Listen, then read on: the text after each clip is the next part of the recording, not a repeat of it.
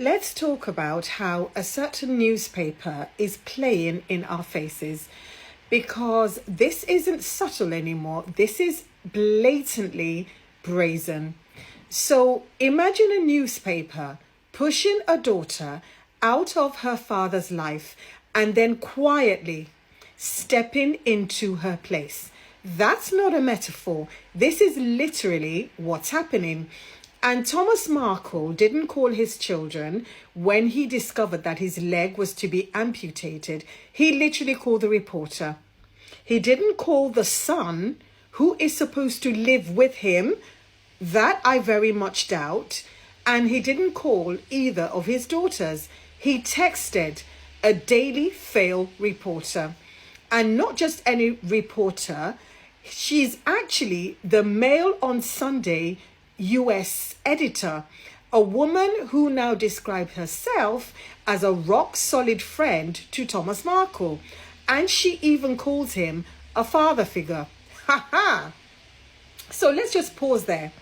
Because as a journalist, calling your subject a father figure, being the first person he contacts during a medical crisis and flying across the world to sit by his bedside and broadcasting updates while his actual daughter has to learn all about this through the headlines.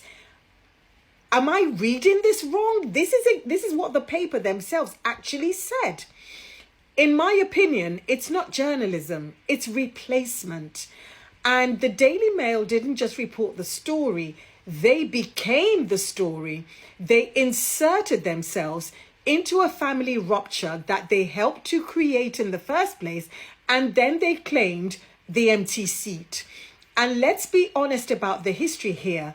This is the same person and the same paper that published Meghan's private letter. The same paper she had to sue to protect her privacy, and she won twice.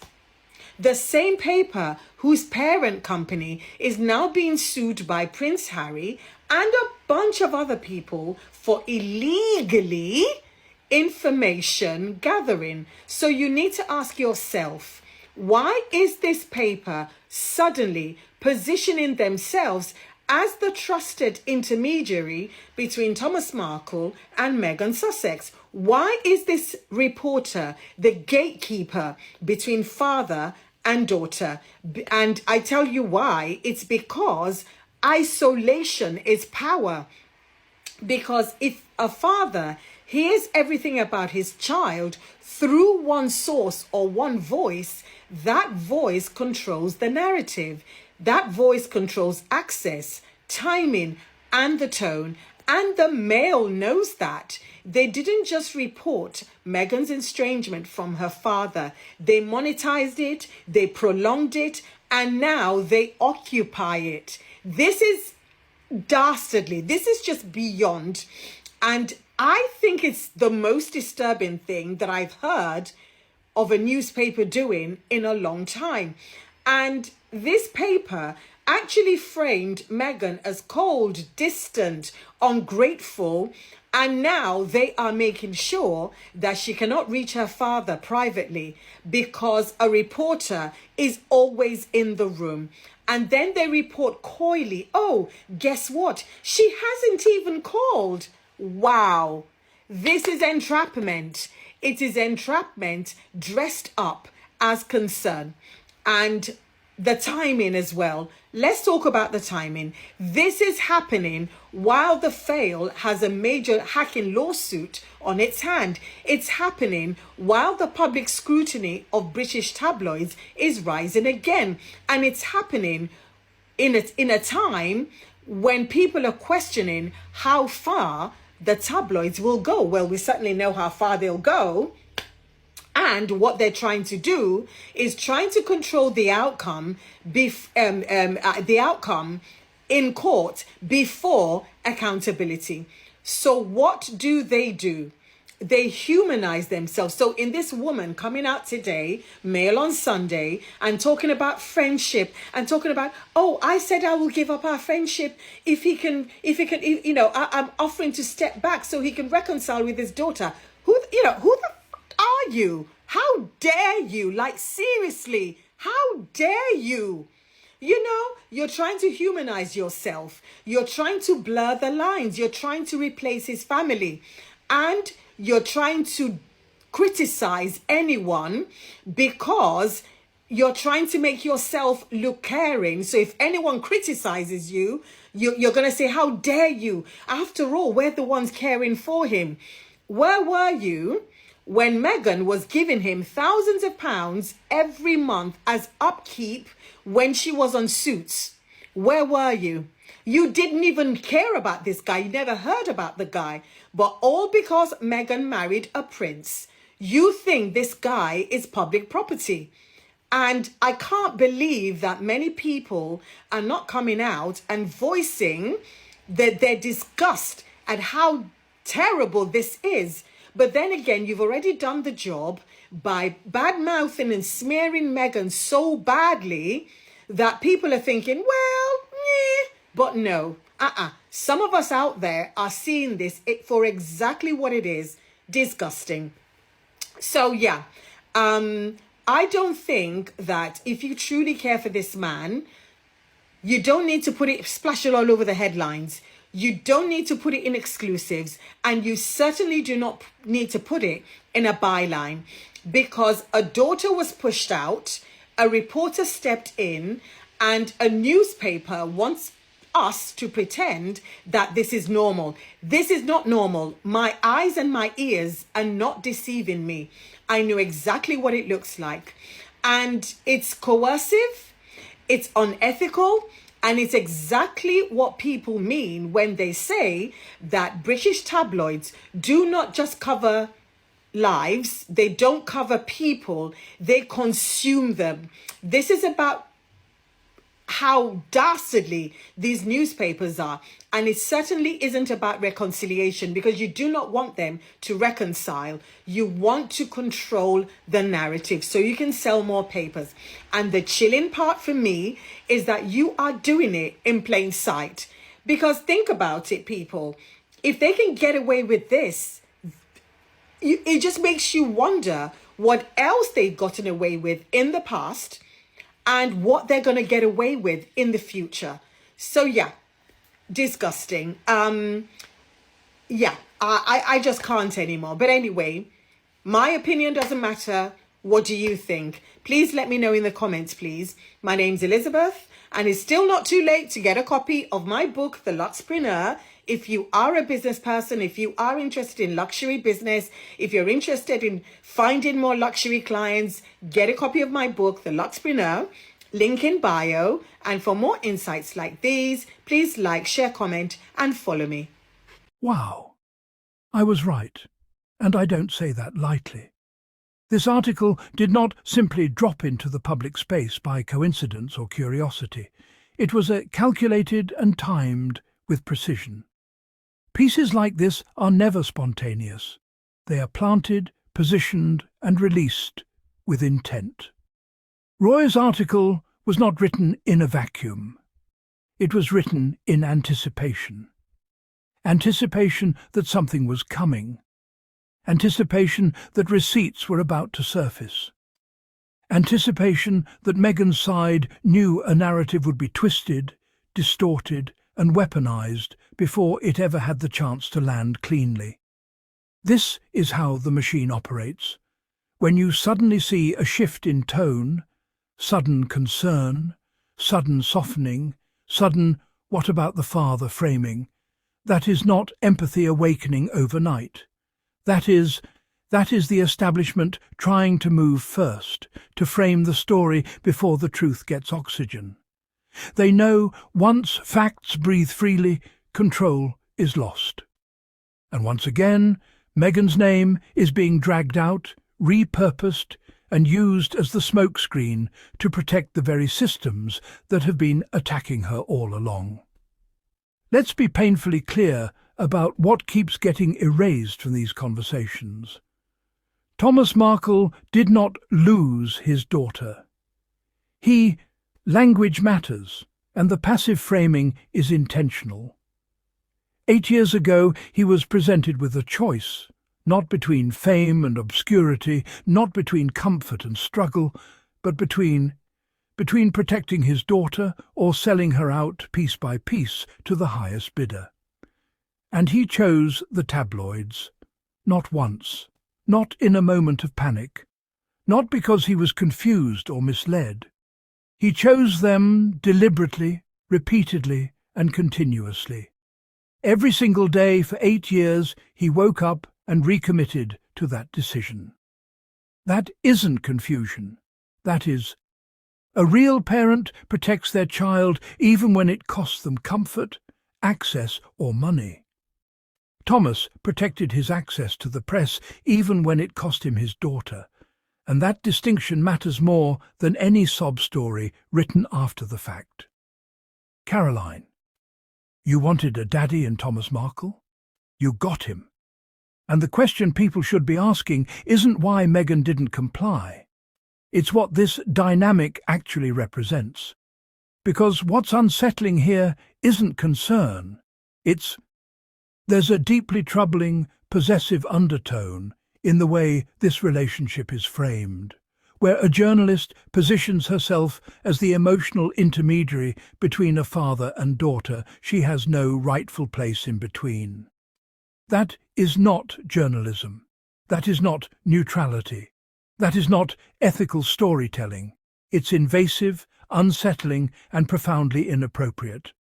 A reporter inserting herself into a fractured family dynamic, then profiting from the emotional fallout, is not documenting reality.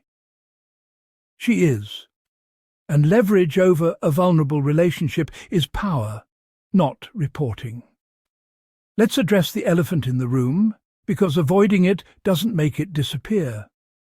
How is this legal? How is it acceptable for a Daily Mail reporter to issue what amounts to an emotional ultimatum, and then publish that coercion as journalism? That is not commentary, that is plain and simple. What makes it worse is that it's happening in broad daylight. Cameras rolling, headlines printing, and institutions watching silently. If an ordinary person can immediately see how unethical and manipulative this is, then the issue isn't ignorance. The issue is silence in the face of wrongdoing is not neutrality, it is permission. Let's say it plainly, without hedging. Ofcom has failed. When broadcasters allow this rhetoric to air unchecked, unchallenged and repeated, they stop being neutral referees and become. When panellists sit on live television and casually say she should have just contacted the Daily Mail to get the information, as if that's a reasonable, logical expectation, what they are really saying is far more sinister. They are saying that message is dangerous.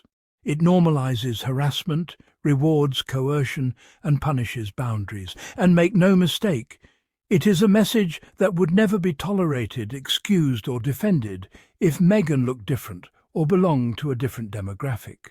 Let's stop pretending patterns don't exist. Why the Philippines? Why now?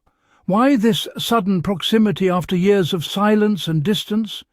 These are not random developments, they are conveniently timed. She has been attached to Thomas Markle since Meghan married Harry. Not before. Not when he was unknown. Not when there was nothing to extract, monetize or sell. And now we're expected to believe this is some pure altruistic bond built on care and concern? Please. The headline itself is crafted to sound romantic, almost intimate, as if a new woman, despite everything, she never truly dumped him. That's the part they refuse to acknowledge.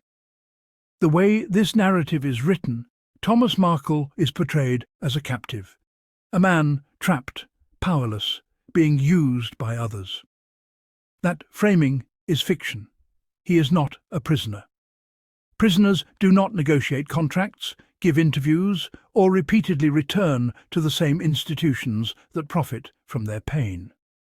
Thomas chose to become the tabloid's most reliable asset, for money, relevance, and attention. And more disturbingly, he chose to stand shoulder to shoulder with his daughters for 8 consecutive years. That isn't coercion. That is alignment. And alignment carries responsibility. This is the part that should alarm everyone paying attention. A book.